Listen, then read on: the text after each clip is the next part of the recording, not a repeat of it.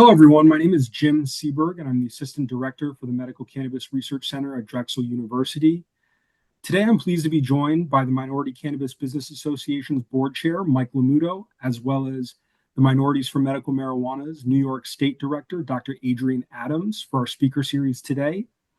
I've been following their work for the past few years, and I was lucky enough to have attended their equity workshop tour, which Mike had referenced in the chat, when they came to Philly this past May. And I definitely wanted to share a little bit more about their organizations for background. The importance of the MCBA, from my perspective as a public health professional, is in their work in addressing health equity through financial levers that give support to entrepreneurs from marginalized communities. The MCBA provides guidance, support, professional networking for aspiring business professionals to help them in their journey of running a successful cannabis business.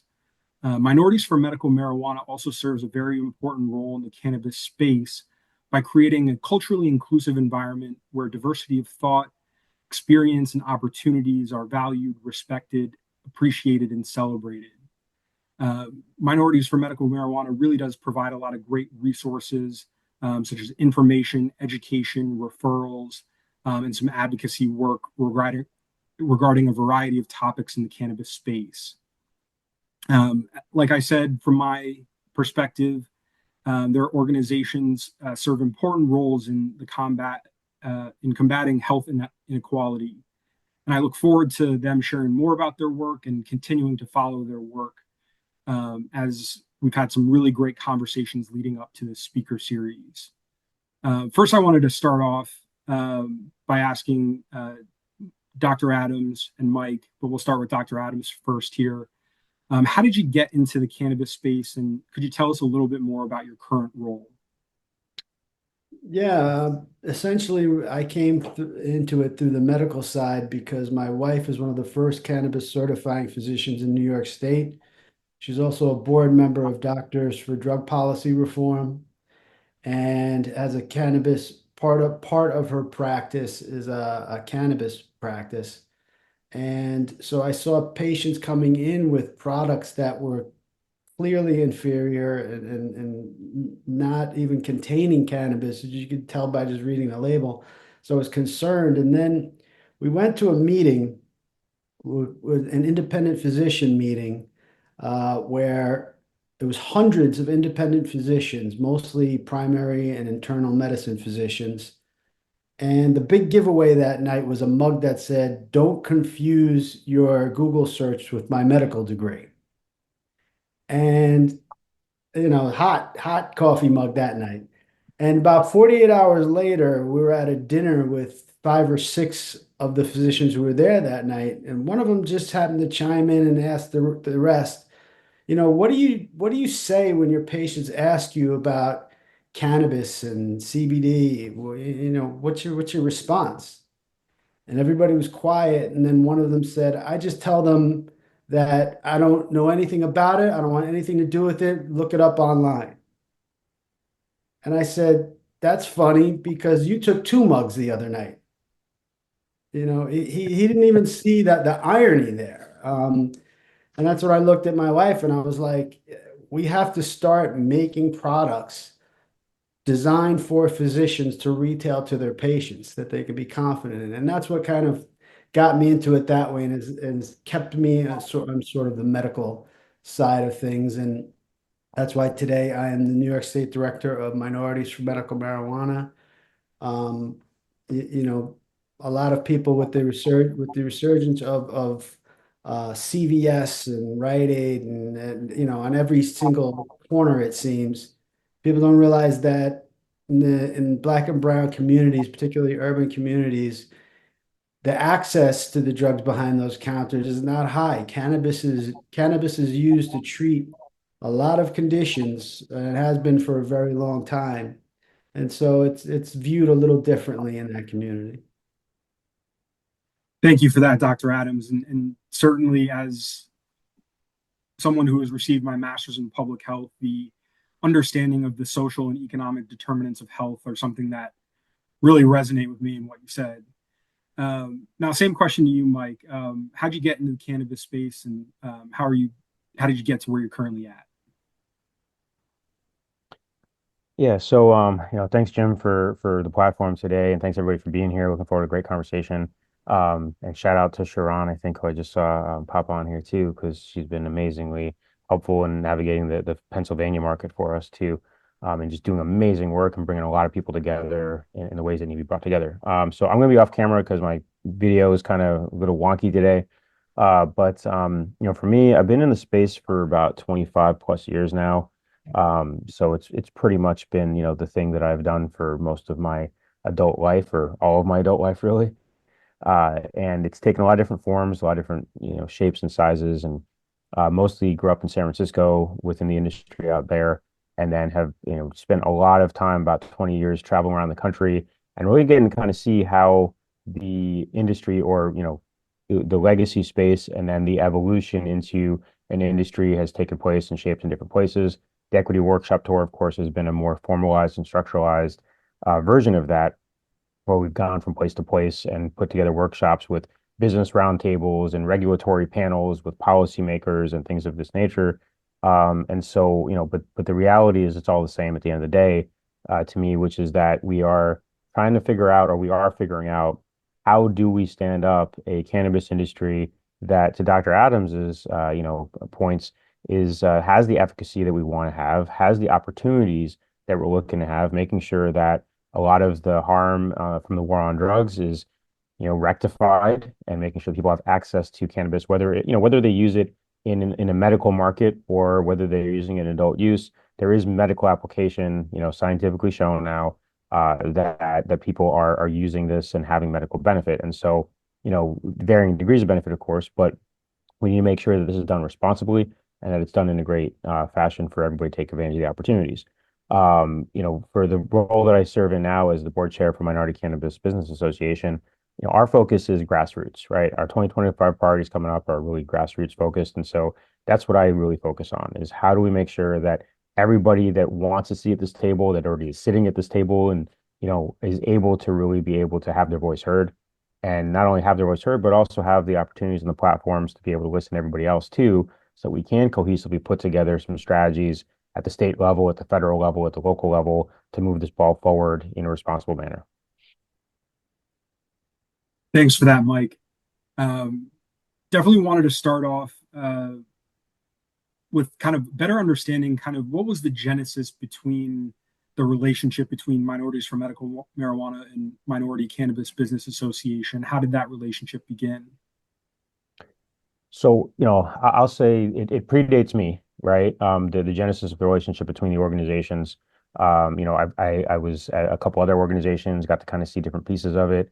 What I will say is that, the genesis of the current iterations of what we're doing, which includes Equity Workshop Tour. We also have an Equity Policy Brain Trust, where we get together and talk specifically about equity policies and regulations, rather than just the business side and putting people together.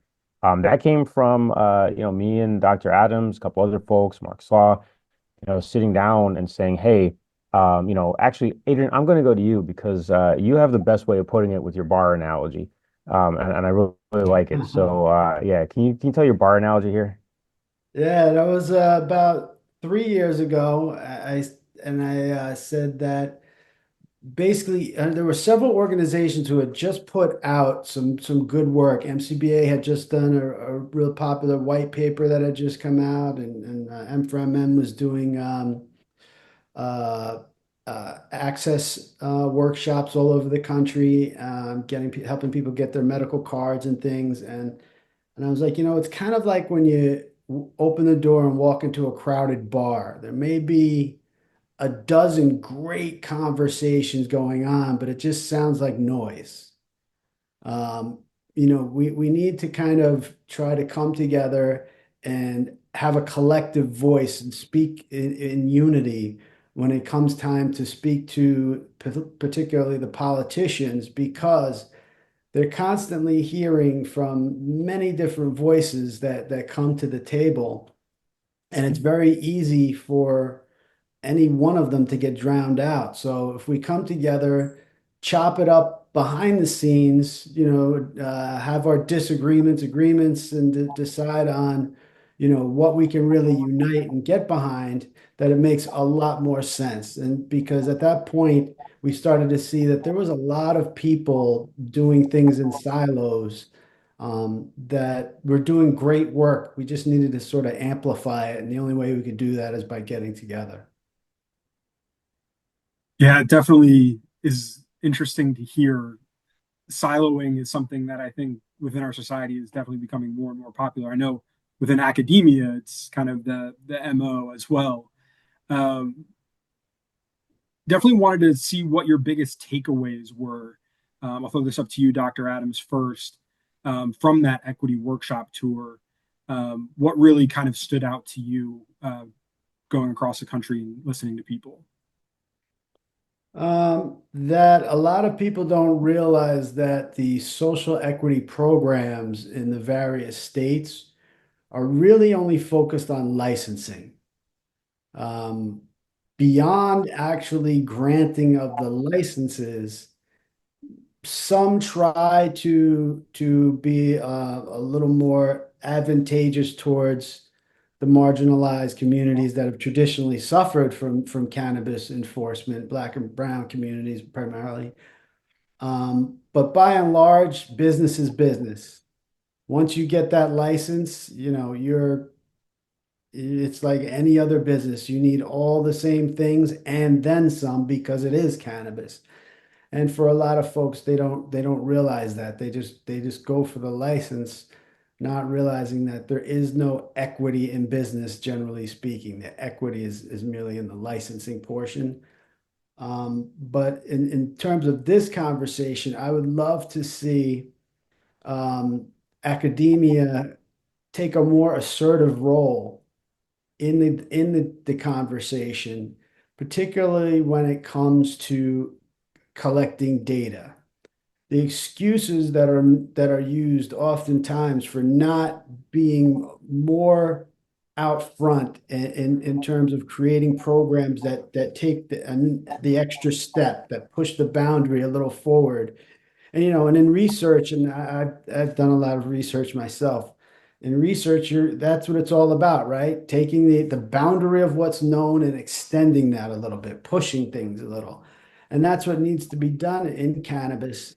And researchers need to take the lead, because a lot of times what's proposed, as I go around the country and I speak to different companies that have the greatest of intentions, they don't understand that, there's the importance of using valid and reliable instruments in the collection of your data, so that you can actually say something afterwards, particularly something that's going to mean something of substance to a psychiatrist or a neurologist or whoever it may be. So, you know, and sometimes you have to be kind of forceful about it, because I've had conversations with some dispensary owners and some makers of apps that are looking to do patient-reported outcomes data collection, and they're doing it with, 5 stars, or just, things that they're trying to make up on their own. They're trying to create their own way of capturing data, and they don't realize that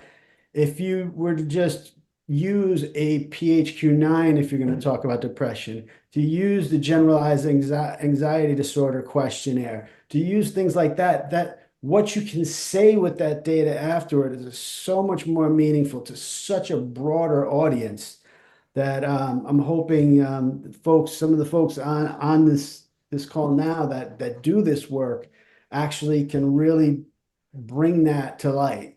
That those you need to use those instruments that are already created, already accepted, already understood, so that you can actually really say something when you're done. Yeah, and I think that's where a lot of our research, while it's still kind of in its infancy, we are kind of monitoring those data trends, PHQ-9, GAD-7 being a part of that, and really kind of trying to capture that. Fortunately, we also have access to purchase data as well too, to kind of help match it up and help that inform what clinical trials we run. Definitely wanted to offer you the same question, Mike. What was your biggest takeaway from the listening tour, the equity Yeah, workshop tour? so got a lot of biggest takeaways, right? It was a pretty comprehensive tour in a lot of ways. We got a lot of really great information and great insights. And a lot of this will inform how we move forward in 2025. We've already laid out a calendar with 30 dates on it, and we'll be sharing that out really soon. I think we're going to be in Philadelphia next in the spring, I want to say, New Jersey around the same time. See a couple folks on from these places here. So, I think to piggyback off of Dr. Adams, right? And to piggyback off what we were talking about earlier, the concept of the equity workshop tour was designed to break down silos. And I think that we did a good job for step like 1 or 1A or step, 2A or whatever it may be of creating a better coalition within the industry itself, right? I think the next step that we're looking at that really became very obvious and apparent in doing this tour was the need to really bridge the gap with mainstream already existing structures, like, for example, academic research. That, we did have several people from, academia, from government, from nonprofit, from traditional sectors come to the tour curious about how could they help, how could they plug in. And I think my biggest takeaway is we need to be able to create, again, more structure and need the support of the people in these more traditional spaces to come in because a lot of the information they're looking for, like Dr. Adams was talking about right there, right? I mean, yes, the cannabis specific research is maybe still coming online and we don't have a lot of it yet, but there's a lot of research out there already about, for example, health equity and racial equity and things of this nature that exist already. And we can take that and start, triangulating that information, putting it together with other data, the same way we've been breaking down silos within the cannabis space, which helps us with solutions by looking at what's going on in different places. I think the same thing with research. So you were talking, Jim, earlier about in some of our preparation about coalition of cannabis researchers starting to come together, and that's really really fascinating to me because again, the more that you guys break down silos within your areas and can start bringing in the support of mainstream institutions, we can, I think, accomplish a lot more. And on the flip side of that, we've all been in the cannabis space learning for decades now, or at least several years, how to maybe sway mainstream into understanding that we're legitimate, we're here with the same goals and missions. And so if you're struggling at your institution to figure out how to get that kind of support, garner that support, that's where also breaking that coalition, break down barriers and silos with us and being able to work with us can help with that, right? Because we have those talking points, we have those arguments, we've all had to face that and deal with that before. So those are some of my takeaways was just, breaking down more silos, bringing in more mainstream support, bringing in more research, more data, more institutional support from every other angle that we can think of. Yeah, that definitely stood out to me when I attended the Philly workshop last May, and also kind of what really led me to want to have this speaker series today. For one of my takeaways is definitely that bringing of people together, and I think our audience would definitely value both of your perspectives, and kind of how do we learn and grow from this to move forward, and help move the industry forward. And I think kind of both of the missions of your organizations really kind of speak to that, whether that's helping out with access for medical cannabis patients, education for medical cannabis patients, but also education for providers and industry professionals to really make this a healthy industry moving forward and really kind of have that staying power. I did want to talk a little bit more um, about, and maybe this is probably a little bit better for you, Dr. Adams, but what are some of the resources that your organization, M4MM, provides for either business owners or medical professionals in terms of the impact of cannabis on health?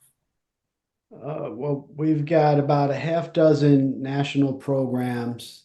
We have chapters in most states.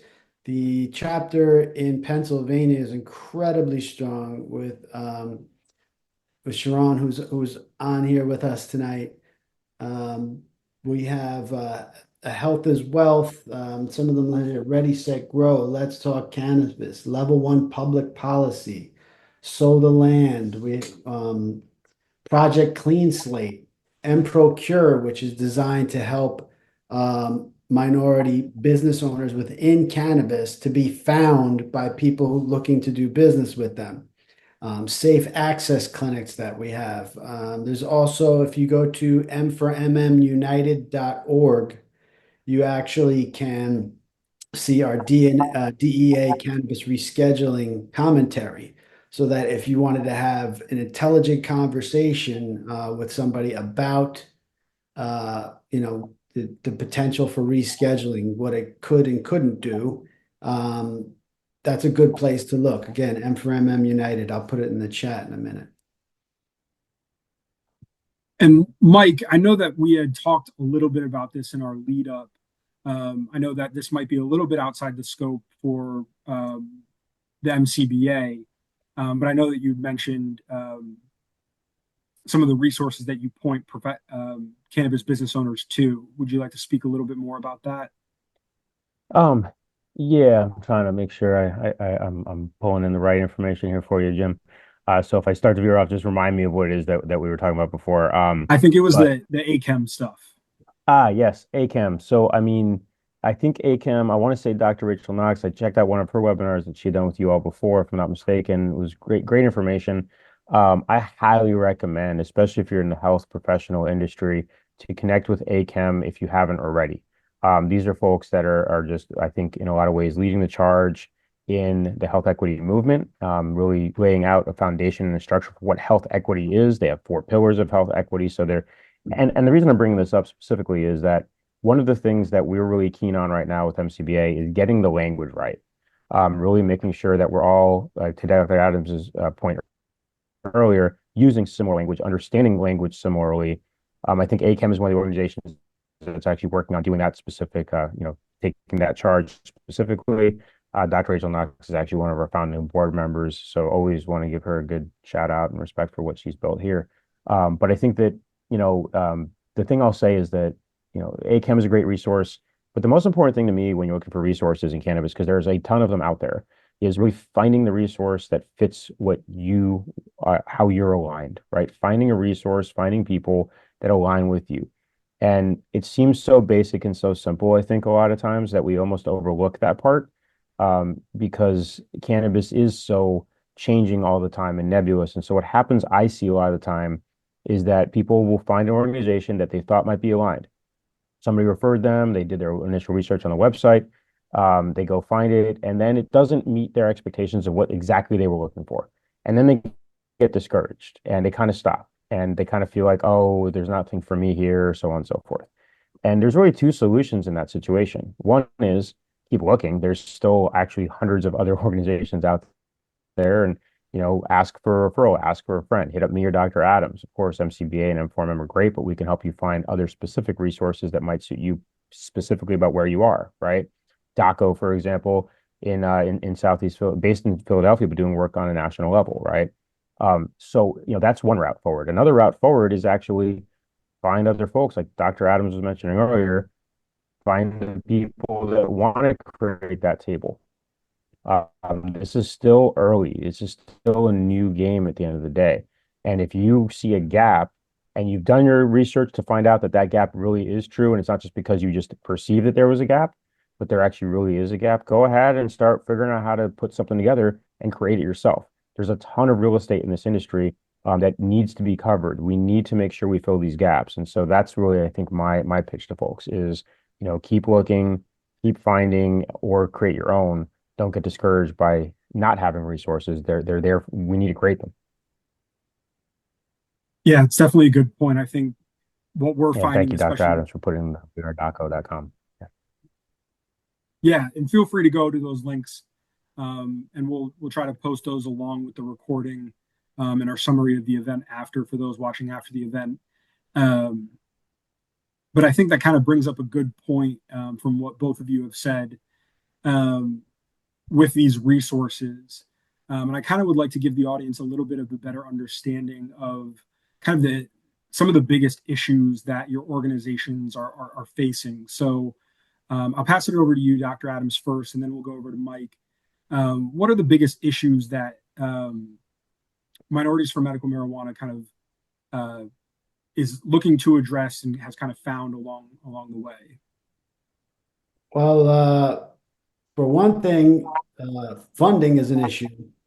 We have a lot of programs that we're trying to run, and it's very hard to do. And in the last year and a half or so in cannabis, there's been a pullback from the cannabis companies themselves for a variety of reasons. But we definitely could use some more funding and some partnerships with universities that would help. We have some with HBCUs, FAMU. We do some things with, but I think as universities like Drexel start to have things that they're publishing and want to get out there, it makes sense to partner up because we can get your message out, and at the same time you can help us to actually bring some more relevancy to the conversation, particularly when it comes to politics, because we need support for things like the bill in New York State right now that's going to potentially require physicians to do medical education, some CME courses in cannabis, because the fact that, I mean, you can just blatantly say, I don't deal with that. Go Google it, is insanity. This is medication that people are taking, and beyond that, for doctors who are really good at what they do, doctors who are really paying attention to the scope of what's available to them and their patients. Um, my wife goes around and she tells people all the time, and this is something that no matter where you folks are on the spectrum, you do know that most of your opioid patients started out as people in pain. They had some, whether it was a surgery, whatever it may be, there was a problem at hand. And it just got out of control with the medication afterwards. Well, you can't just pull that and think the pain's going to disappear. As you pull the opioid, at some point the pain is going to pop its head back out. And that's where some physicians have really been using the power of cannabis to blunt that pain, to give that person just enough medication to make them able to function, to go on with their day, to be a teacher, to be a lawyer, to be whatever, with just enough cannabis to prevent the breakthrough pain that can trigger a relapse for some people. That's a powerful thought, and it's something that it's again one of those things that we all kind of know these disparate facts, but when you put them together, they make a lot more sense. And when we could go out there with the backing of some university research, good university research, quality research, it just makes the whole statement more impactful. Yeah, and to that point, I think it really kind of aligns with what we are doing here at Drexel. And I know hearing you say that really speaks to my own personal experience. I am a medical cannabis patient who uh, originally started using cannabis because I fractured my spine playing football, was prescribed opiates, used cannabis to help myself get off of it. I've had friends who were not so fortunate and had sports injuries and made the jump from opiate pills to heroin, and few of them have died from overdose deaths. And I feel incredibly lucky to have found the path that I have with cannabis. And relating it now to what we're doing here at Drexel is um, having more studies into the responsible use of cannabis as well too, the controlled use of cannabis.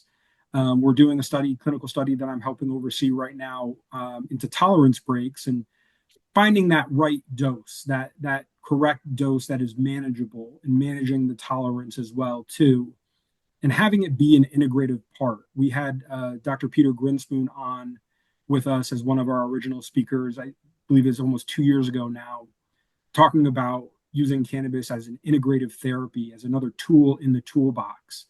So it's great to hear you say that with Minorities for Medical Marijuana really helping to educate people and policymakers and physicians on the importance and utility of cannabis within the grand scheme of things. I wanted to also ask you, Mike, um, with MCBA being a little bit more kind of business focused, what are kind of the biggest issues that your organization really seeks to help um, cannabis business owners with? Yeah, so I appreciate the question. Before I get into that, I did want to piggyback off of something Dr. Adams was saying here, Mhm. regarding the money, right? And the money being a challenge. And that's a challenge that pretty much, I think, just about anybody that's trying to make any kind of positive impact is constantly figuring out how to face, right? Whether you're doing research, whether you're organizing, whether you're educating, whatever it may be, right? You're trying to make positive impact, and it's challenging to get money for that as opposed to, people who spend money on, Coca-Cola and Doritos and Netflix and stuff, right? So the thing that we did was we actually put together something called the RFP Coalition. Pretty clunkily named, just straightforward. Here's what it is. And what it is it's a coalition of multiple organizations focused on going and getting the money together. Similar to, how putting our voices together for policy advocacy, we figured we'd be much better positioned if we really create like a plug and play type of situation where depending on what that grant is that we're looking for, we can really put together different organizations and support and bolster that. To Adrian's point, we'd love to work with folks that maybe are on this call or maybe you're connected with in figuring out how do we go after the money together, right? Money that we all can benefit from. I'd rather get, 20% of a lot versus, 100% of nothing, right? And so just want to kind of throw that out there because again, to me, the solution constantly is collaboration to all of the different problems that we really face. One of them being money, not just our organization, I think, but really any organization or institution out there, even the ones that are well moneyed, still need more to keep doing the work that they're already doing. So with that said, yeah, as far as can you repeat the question? It was what challenges are we looking to help our members with? Is that what the question was? Yeah, and I think even to your point, really, what would that funding do for your organization? What kind of change are you looking to make in overcoming those challenges and obstacles? What Absolutely. are those challenges first? So, a couple different things, right? So right now, I mean, we're actively raising money right now for to really get the equity workshop tour built out properly and to attach more mentorship, more structured mentorship around it as well. So they're not just individualized events, but they actually have ongoing mentorship attached. So that's something we're actively working on right now, me, Dr. Adams, and like that RFP coalition, because we really realize that at the end of the day, you can provide education to people, you can provide webinars, you can provide, data, but it's that mentorship and that high touch human connectivity that really matters and makes a massive impactful difference. So that's one thing we're looking to do is to really fund and support that type of work that brings people together on a high touch point type of level. The other thing that we're looking at right now is just we're about to release or not release, we're about to start the revamping of our equity report 2.0. A few years ago, MCBA put out an equity report that aggregated a lot of the information from the different states and put together a comprehensive report saying these are the things that we are seeing are leading towards equity or not leading towards equity. Here's the state of the union, so to speak, on this. Here's what we recommend based on our findings. And so we know that it was cited a lot by regulators, legislators, advocates, attorneys generals, media all over the country. And our goal now is let's get version 2.0 out there. So that's our one of our main goals for 2025. Right now, the reason I'm bringing this up, it's call to action where, hey, we want to work with everybody. As I mentioned earlier, it's a grassroots mission. We want to make sure that everybody that has insights or is a stakeholder in any capacity in this is able to funnel this information up through us collecting that information together. And if you have data, if you have research, again, it doesn't have to be just medical research. It can be any kind of research that could bolster the kind of the message we're trying to get across in how to create a more equitable industry. We want to work with you. We want to collaborate, and we want that information. And that's how we look to solve these problems is creating, a two-pronged attack. One is the business side and bolstering, and one is the policy and regulatory side. And the more information and the more data we have for either of these sides is just going to bolster our arguments, whether it's with sponsors and funders or lawmakers. Yeah, that's great, Mike. I did want to just had another question kind of come to my mind, specifically when you're talking about policy, and I'll put this up to both of you. What are some of the states that you really think are doing a great job in terms of fostering both minority-owned small business, but as well kind of preserving the medical market as they either um, look to move to adult use or um, continue on with a medical only program?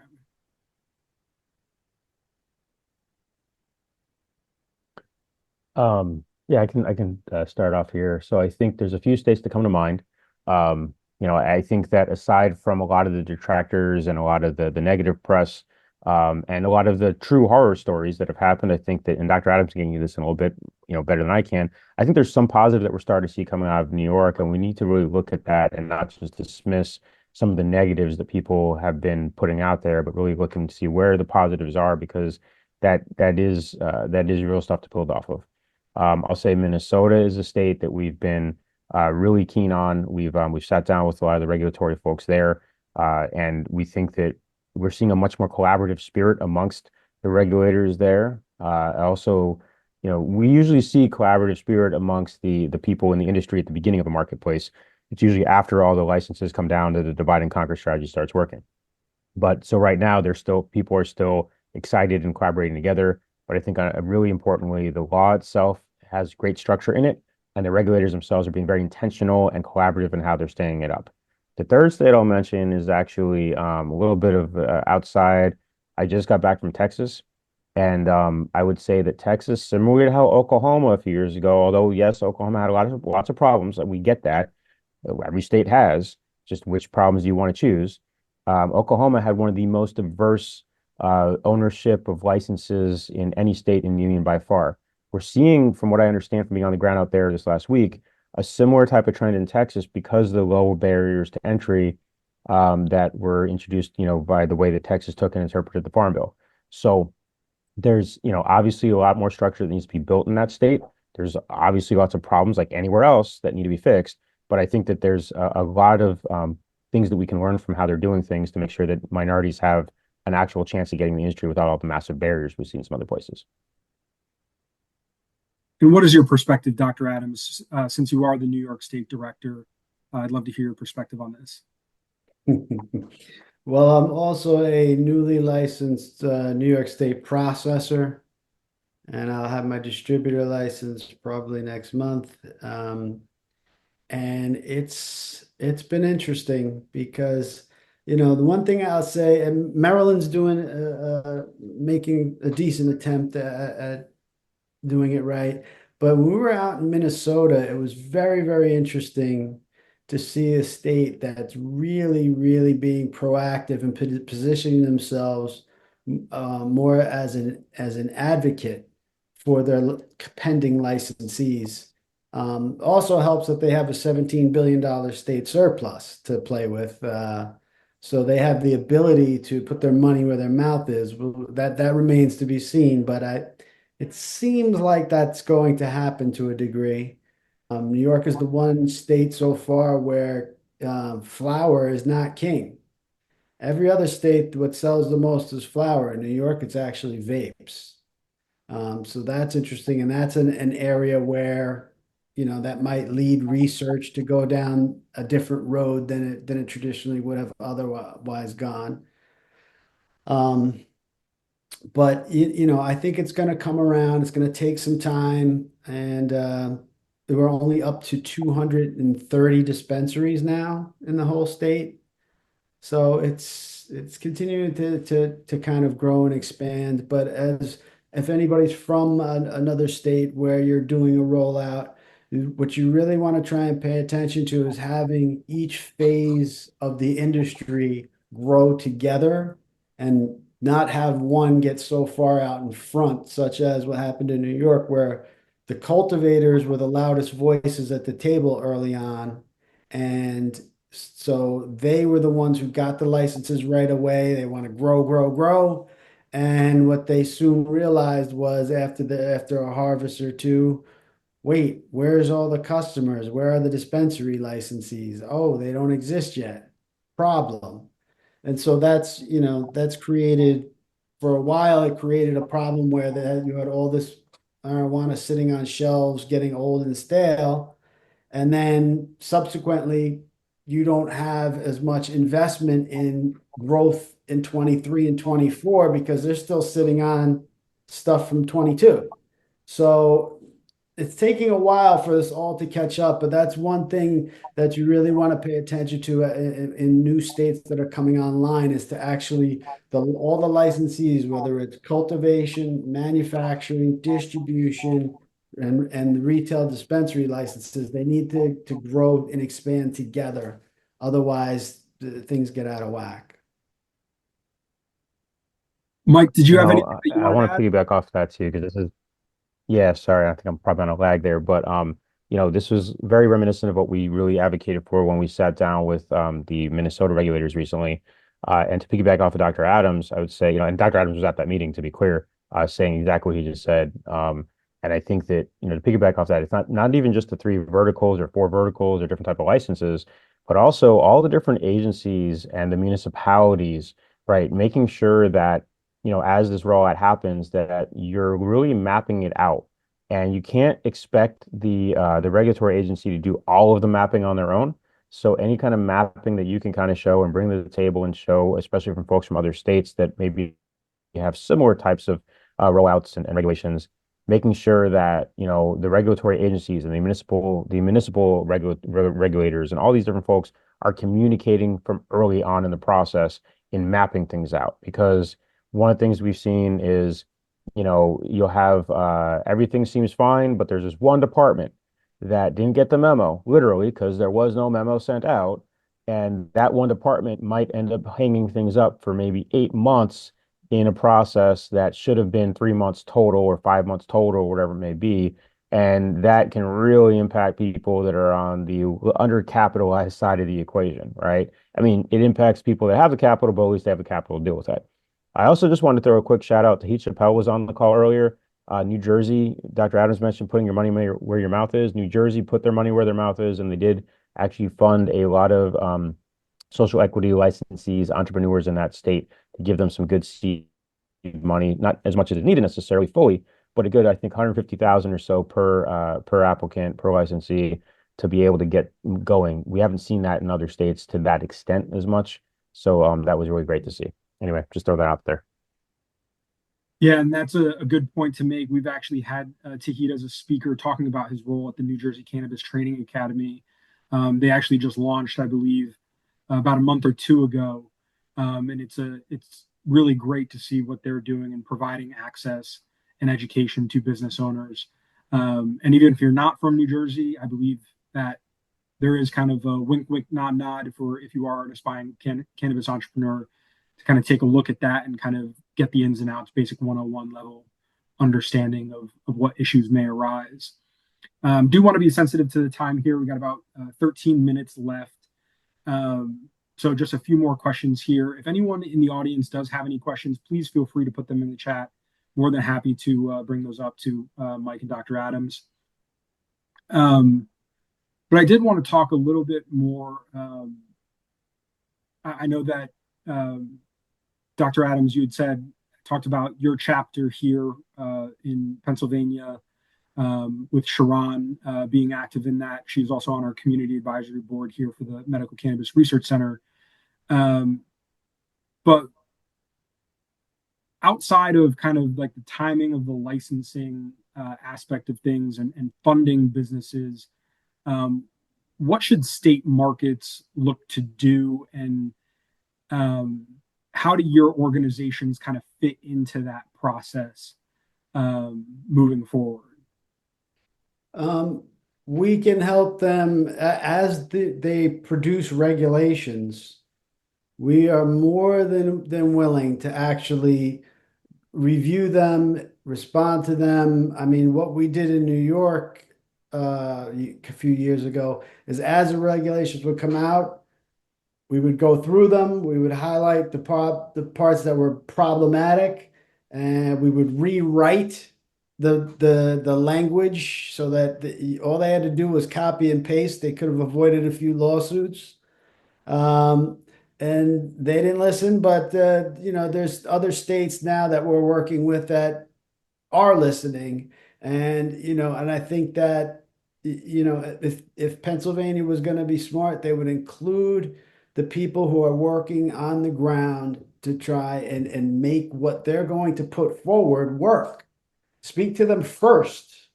Get that information ahead of time, because there a lot of times there's certain assumptions, such as doing a lottery will make things even and prevent lawsuits. Not so much. So there's certain things that are assumptions that if they really would invest a little time in working with the community groups, they may be able to avoid a lot of heartache later. Do you have anything to add to that, Mike? Um, I mean, if you're in Pennsylvania and you haven't already connected with Sharon, then get with Sharon and then listen to what Sharon tells you to do. No, I mean, on a seriously note, though, I'm kind of being serious actually, because Sharon is I think one of the most brilliant cannabis policy people in the state of Pennsylvania.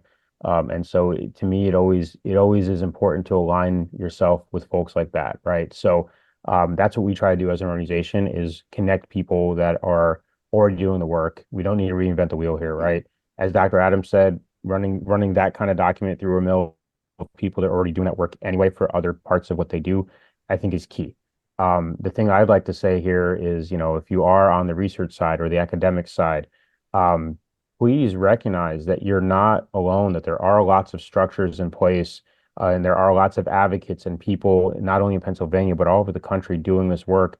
And you just need to tap in. And tapping in can come in so many ways. Jumping on a webinar like this, shooting a LinkedIn message afterwards.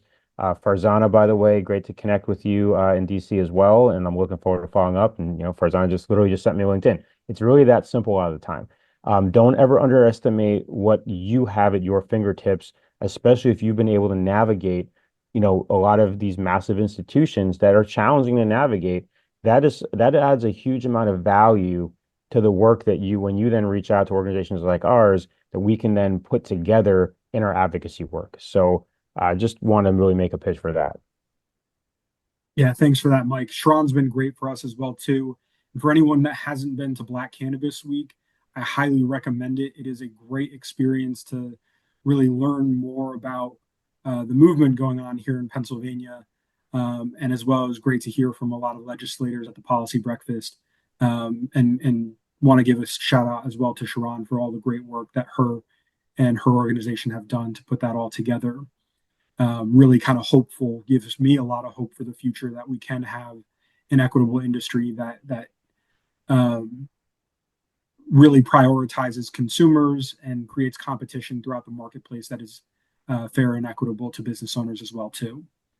I did want to ask you both a question towards THC potency. I know that a lot of states have had these conversations about putting caps on potency.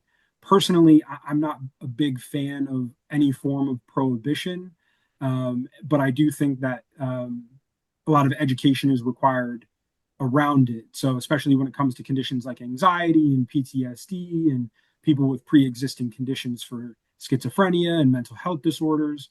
What have you seen in your policy and advocacy work come up around the question and the topic of THC potency and how to best really address it?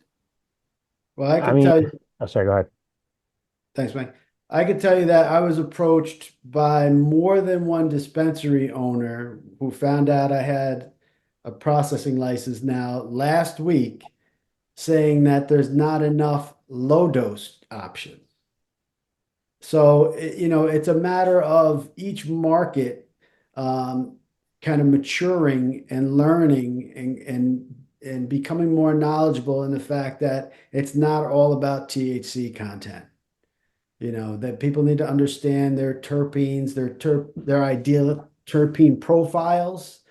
As you get more of an educated consumer base, I think the thrill of the THC hunt will die down. Yeah, I'll add to that. We have, as part of, we have a national trades group. It's made up of trade associations around the country, and we share resources. And one of the resources that we've been sharing is whatever information we can put together around, pushing back on these potency caps. Because regardless of anything else, I think that putting caps on things like this, just to your point, it's just added prohibition when we're still doing the science and the research. We need more information and knowledge more than anything else. And people will always figure out ways around caps and regulations, and that also helps drive people back into the unregulated market where then products are not tested in the first place, and you don't always know what you're getting, right? Not to say that a lot of products in the legacy market are also really great products and also would pass testing, which we need to figure out a pathway for that as well. The other thing I'll add to this is doubling down on Dr. Adams. I mean, everywhere we go in the country, low dose is what's bringing the mainstream into the industry. You cannot discount the low dose because that's what's getting people that would not touch something that would get them very high. But you know what? 2 milligram gummy gets their arthritis to really subside. And that's the mainstream of America that's really starting to come into space now. And so the more information and research that we can get on those kinds of products also, I think is going to be really important. Yeah, it's definitely great to hear you both say that because really kind of in my experience as a medical patient within Pennsylvania, it has definitely echoed that the lack of kind of those low dose THC products. The one that's kind of really caught my eye has been liquid live resin products that really put an emphasis on terpenes and having them in higher potencies. It's very difficult to find, and I really hope that we're going to be able to do some more meaningful research on that in the near future. And two of the studies that we just that we're in the process of having published by Dr. Jonat Tynes, who's on the call, and Dr. Katarina Fedorova into some of the terpene profile preferences of patients, depending on conditions. It's hopefully a good start towards that. I know that we are kind of getting up here on time, but I did want to give you both the opportunity for if anyone wants to get involved with your organizations, how would you best recommend that they do that? So, I mean, two ways, really straightforward. minoritycannabis.org. There's a membership page. I highly recommend, and we have for individuals or people just kind of figuring it out. We have $100 annual membership, really just about growing the movement. That's not about a money grab, obviously. So it's just a way to get involved. Let us know that, hey, you're here. We'll reach out to you. We'll start, getting in communication with you. Aside from that, you can always find me on LinkedIn. Shoot me a message. It might take me a couple days to get back to you, but don't, just get back to, I'll get back to you for sure. I'll also put my email in the chat here as well, so anybody can reach out.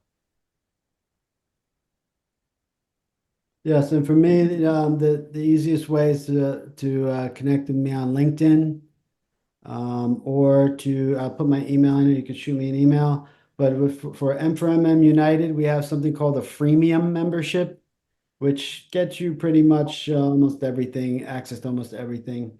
Then we have a Cannapreneur for 150 a year and small business for 500, which can get you access to that MProcure site that we have and access to people who might want to do business with you B2B. Great. Thank you both for your time today and all the work leading up to it. I know that we had some great conversations, kind of brainstorming questions and ideas for topics.